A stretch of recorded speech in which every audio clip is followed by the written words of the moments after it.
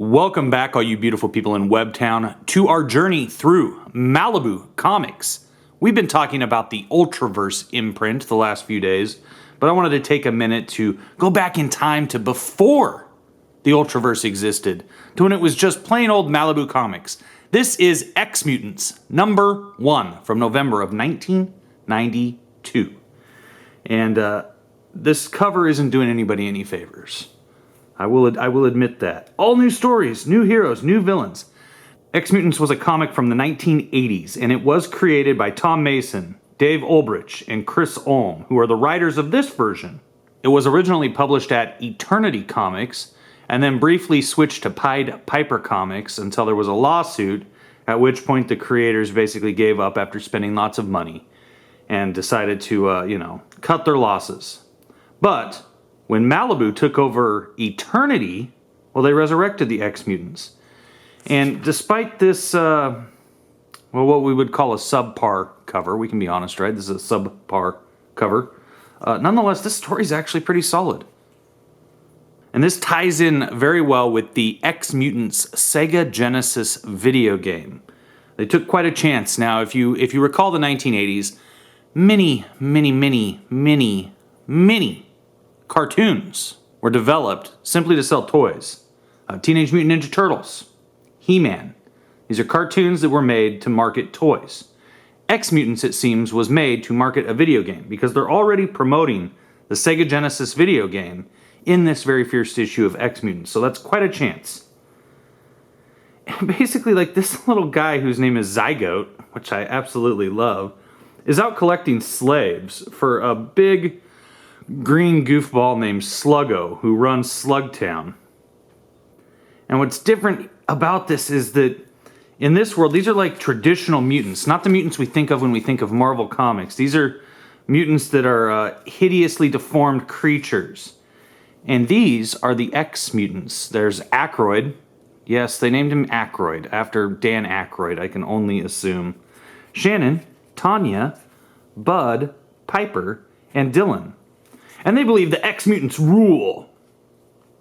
Which I have to admit, they actually do kind of rule. This was fun. This was better than Dinosaurs for Hire. I'll tell you that. And it's an interesting concept, It's very simple, very straightforward. This is really, if you are a young person trying to figure out how to write a comic book, pick up Ex-Mutants #1. Go to mindcomicshop.com and buy this. It'll probably cost you $1.70, maybe $2 at the most. It's just very straightforward, very simple, very much the way that Stan Lee taught us how to write a first issue way back in the 1960s at Marvel Comics. They follow that same kind of format. It starts with some solid action, a big fight. Look, he cuts right down the middle of this guy. This is terrible. The dialogue is pretty witty in this also, which I appreciated. This is printed on newsprint. This is right before glossy became the norm in comic books. Little Zygote, hits him with a drone. Check this out. He's got this remote. He gets to his remote, and Bud is about to hit him with the crossbow. He gets to his little remote control here and flies this drone right into the back of his head. How futuristic. He has this old car. I don't know if I mentioned this. Check out this old car. This is running on Steam. The Steam car. How about that? No power cell. They're looking for a power cell. Because if we don't find a power cell soon, Professor Kildare will die. And this is Professor Kildare. Yes, he looks like a villain, but he's not. He's actually a good guy. Imagine that. And all the Ex-Mutants are kind of disappointed because they did not get Zygote. They did not stop the bad guys. But Professor Kildare is just like, "You've done well, my Ex-Mutants." Oh, that's not a very good voice. You have done well, my Ex-Mutants. These constant raids should slow the flow of slaves to Slugtown to a trickle. Slugtown, I love it. It's like Border Town from Mad Max Beyond Thunderdome. Without slaves, his empire will collapse on itself, and I will be able to carry on my work of reclaiming humanity, uninterrupted. But Professor Kildare, we failed. There was no power cell to be found. Thanks, Shannon. I really appreciate this. She's like putting a bandage on his head. Shut up, Bud, and hold still. How do you feel about children? Ow! Well, see, he's always macking her. He's macking her. Macking the ladies. You did your best, Dylan. That's all I can ask. Failure comes hard to you. Learn to embrace your setbacks, and you will gain true wisdom. Now, my ex-mutants, we come to the heart of the matter. You must all leave me. What? My power cell is nearly empty. The situation is critical, without a replacement, and soon, the lab computers will shut down, and I will cease to function. Already, I have had to mothball all non-essential subsystems, including weaponry. The 6 of you must raid Slugtown. There are strong energy readings from that vicinity. Zygote must have found a cell in the ruins. No problemo, Prof. We're up to the job. Not so fast, bud. Sluggo leads an army of mentally controlled slaves that do his dirty work. Remember what it was like in the slave pit? I'm not scared. That's a first. You should be, bud. We almost died that day. If it hadn't been for the Prof, we would have. Slug will do anything to exact revenge for our escape. So they just keep calling Kildare Prof because he's, Professor Kildare. And I'm just like, his last name's Kildare. Why wouldn't you call him Kildare? It's so much more badass than, oh, hey, Professor. Hey, Prof. So, they have these debates. They're debating over what city this is. I'm telling you, it's San Francisco. New York. It's Los Angeles. It's gotta be New York. So they don't know because of the nuclear war occurred. Did I mention that this takes place in 2055? 2055. So they've lost, a bit of the history. Also similar to Beyond Thunderdome, where Savannah Nix has to do the tell and explain the history and the apocalypse. So they don't actually know what city, and then Kildare, of course, does this flashback where he finds all these mutants being attacked and trying to be enslaved, and he offers to bring this one with him and save them. Or at least save this one. And they sneak back into the prison camps in Slugtown, where, obviously, we're making mutants fight each other. Gladiatorial battles in the arena, right? Just for entertainment, right? This is what we do. We throw mutants to the lions. If this is civilization, I'll pass. Hey, you're sort of the strong silent type, huh? Sorry, I haven't had anyone to talk to in 50 years. And here we finally get to Big Sluggo. Look at that goof. And little Zygo's, Gadzooks! It bit the slave's head off, and the crowd loves it! Of course, Zygote, you imbecile. I give the useless rabble what they want. The delightful scent of the charnel house. My genius is magnificent. Now stop your incessant prattle and bring forth the next bit of entertainment. I grow bored, and you won't like when I'm bored. And then his big guard's like, Inside meat. It's game time, and Sluggo likes it fresh. Stop pushing, you lousy goon! If I only had my crossbow, blah, blah, blah, blah, blah. So these are all of our mutants. Well, all of our ex-mutants when they were still mutants.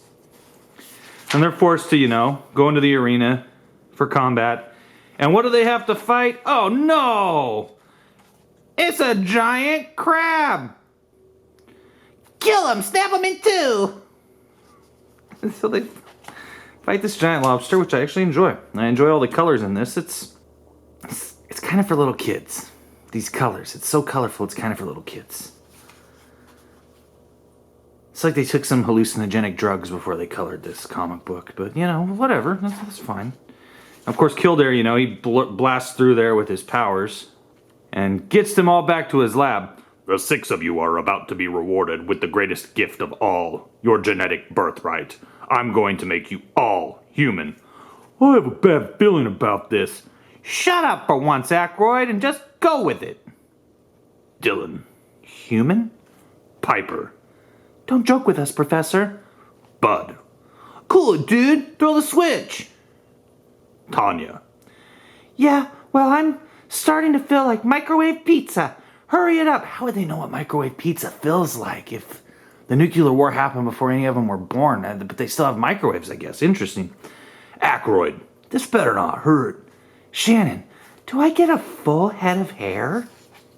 Wouldn't that be exciting? Oh, look, there's Pitt, okay? That kind of tells you when this was taking place. Boom! Naked people. How about that? A short time later, behold the new Ex-Mutants. This is going to take some getting used to. Not a single scar or boil. I'll say I'm clean as a whistle. This is great. Wow. Now she just move her arm. Yeah, he wants to see them. Yeah, you know what I'm saying now. I'm glad that's over. Cold, Shannon? I'm freezing. How can you tell? Honk honk. And so I created my Ex-Mutants as my first step in reconstructing the human race. I only hope they will prove worthy of their newfound humanity. And I believe they will. The transformation process drained all of my reserve power months ago. Now the cells are nearly completely drained. Without power, all of my work will be lost. We have much to do, my Ex-Mutants, and little time to do it. Good luck, and Godspeed. And so he sends them out, you know. Meanwhile, back in Slugtown, Sluggo is having a giant slug sphinx constructed of himself, which I actually find very interesting. This umbrella is very colorful. Very colorful. You know, Zygo shows up. Oh, it wasn't my fault. It was horrible, Lord Sluggo. There were hundreds of humans, and they ruined your steam wagon, and all the slaves escaped in the commotion. But it wasn't my fault.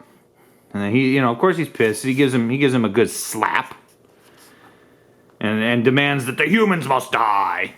Of course they must die. And that's it. So allow me to tell you what the team here has to say. Welcome to the first issue of the new Ex-Mutants series. When we began the relaunch of the series, we worked hand in hand with the gang at Sega Genesis and our own Malibu Interactive to create a comic book that could tie in directly with the new Sega Genesis Ex-Mutants game, which is shipping in time for the Christmas rush.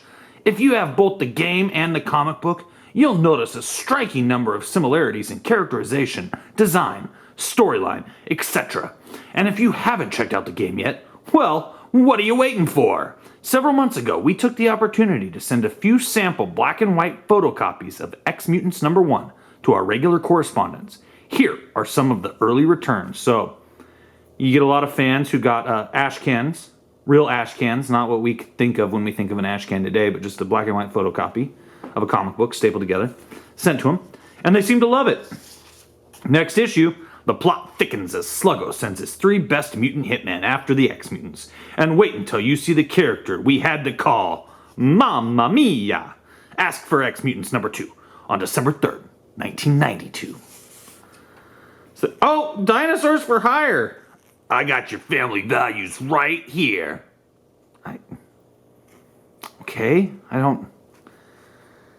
That literally makes no sense to me. If this line of dialogue makes sense to you, explain it to me in the comments below, please, because I am lost. Do dinosaurs normally represent family values? Wow, okay. Spawn on the cover of Comic Shop News 255. We've looked at an old Comic Shop News. I did one a few months ago. You can check it out right here on Crypto Comics. Ooh, and there it is. Ex-Mutants explode off the page and into Genesis action. Maybe I should read this like Lord Alfred Hayes from the WWF back in the day. Ex-Mutants explode off the page and into Genesis action. Plunge into the post-apocalypse world of the Ex-Mutants. Sluggo, the evil radiated leader of the mutants, has nabbed your buddies. It's up to you to save them. Thrash and think your way through 8 levels of cunning mutants, vicious traps, bizarre bosses, and environmental hazards. Your enemies might be mutants, but they aren't stupid. No mindless charges. They attack, parry, dodge, and pursue. It's you or them. Prepare yourself for a weird new world. 8 warped megabits, 360-degree scrolling, only in Ex-Mutants for the Sega Genesis. Available at KB Toys and other fine retailers. So, there we go. That's Ex-Mutants #1. This is what Malibu Comics looked like before the Ultraverse. I actually have fun reading this. I would actually read issue 2 and 3. I would go through the first story arc. And they're probably super cheap on mycomicshop.com, I'm willing to guess. I don't know if you would find these in your local comic shop, This is probably a little rare. Ultraverse seems to be pretty easy to find the first few issues of every Ultraverse comic, at least in my local comic shops around the Portland area. You, however, might have a little difficulty, so you might want to go to mycomicshop.com or eBay and see if you can pick this gem up. Okay, I don't know if it's a gem, but it was a fun little read. And like I said in the beginning, it's just a good example of how you write a first issue of a comic book. Nothing complicated, straightforward. Tell me the characters, tell me their history. Give me a plot to hold on to. It does all of the things required of a comic book. And it did it just fine. So anyways, tomorrow we'll be back to talk about the Ultraverse once again, right here on Crypto Comics.